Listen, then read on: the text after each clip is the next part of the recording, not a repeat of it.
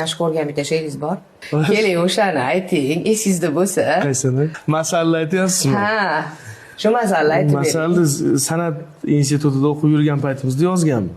Hozir mashhur Muhammad o'zlarini qalamlariga mansub bo'lgan ajoyib bir juda ham qiziqarli masalni ijro etadilar. Marhamat deydi-yu. Rosa 14 yil bo'libdi va eng qiziq ma'lumot sahna nutqi xlistomachiyasi degan kitobga ham kiritilgan.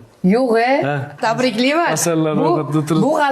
Bu g'alaba mashhur. Bu demak asar deb qabul qilindi. O'rmonzorda duv-duv gap. Eshak konsert berarmish. Bu tadbirga hattoki janob Sher ham kelarmish. Afishalar To'qayning har chetiga osilgan. Bariga o'rmon navo tamg'asi ham osilgan.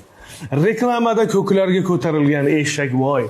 O'rmon ahli, konsertni sog'ingansiz hoynahoy, el tanigan hayvonda xushovoz va hokazo. Siz uchun kuylar eshak, tanida jon borki to. Litsenziyasi bor emish. Oddiy emas, oliysi. Rasmlardan ko'z qo'nar, kuchli ekan homiysi. To'qay kassalarida bilet narxi osmonda. Ilgari bunday konsert bo'lmagandi o'rmonda. Hamma hayron. Qandaydir el bilmagan bir hofiz qachon bo'lgan To'qayda xizmat ko'rsatgan artist. Ayiq dedi. Bu qanaqasi o'rtoqlar? Eshakvoy ijoddan nega bizlar bexabar?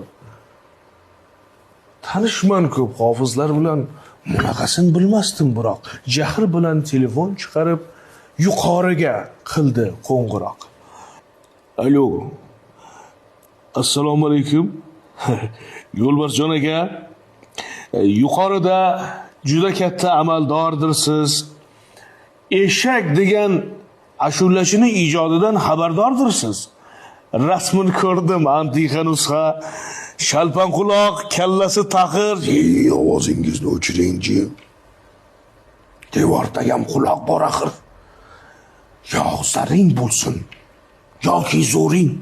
Qismat topshi hobbi bosh ekan. O'sha eshakni qaynotasi Sher akamga sinfdosh ekan. Tunov kuni meni chaqirib, shu bolani o'stir dedilar. Ovozini reklama qilib, bir konsert uyushtir dedilar. Xullas kalom, hammani yig'ib tomoshaga olib borasiz. Bormaganlar ro'yxatini tuzib, keyin menga hisob berasiz. Xo'p, dedi-yu, ayiq shu zahot hayvonlarni yig'di.